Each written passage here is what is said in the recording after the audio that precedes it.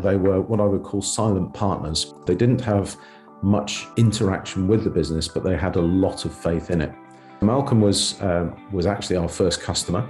And a couple of years later, another customer, Tim, came along. He asked me that classic question: if you had lots of cash, what would you do with it in this business? And it's super useful to have somebody that you can just turn to, because otherwise running your own business is a very lonely place. But when you've got a shareholder whose cash is on the line, they're very, very focused and they will give you the right advice. And when you come to sell a business, if you've got two shareholders who've come in at different stages after the business was running, then your prospective buyer is going to look at that and think, well, they bought a bit of it and they've been around and they're quite happy and the thing has grown like crazy since. So that does help as well.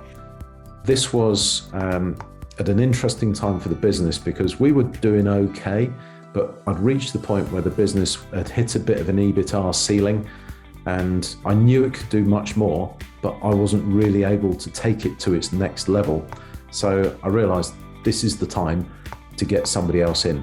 And I looked favorably at PE, as we had three companies who ultimately put an offer in with us. Going down the PE route was quite interesting. They put people in, you get a couple of people on the board, you might get a chairman along.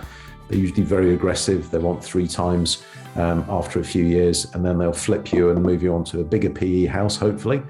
And I didn't really want to get bounced around like that and have somebody come in and change everything.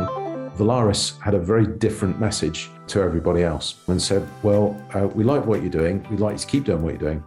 And we're going to give you a bit of help, but we're not going to put anybody on your board. We're not going to replace you. We're going to give you a realistic earnout and you're going to have to work hard, but we're going to help you every step of the way.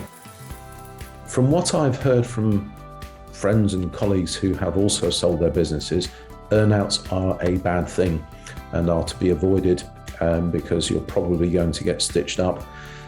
It's not always the case. It depends on who's buying you and what their intentions are.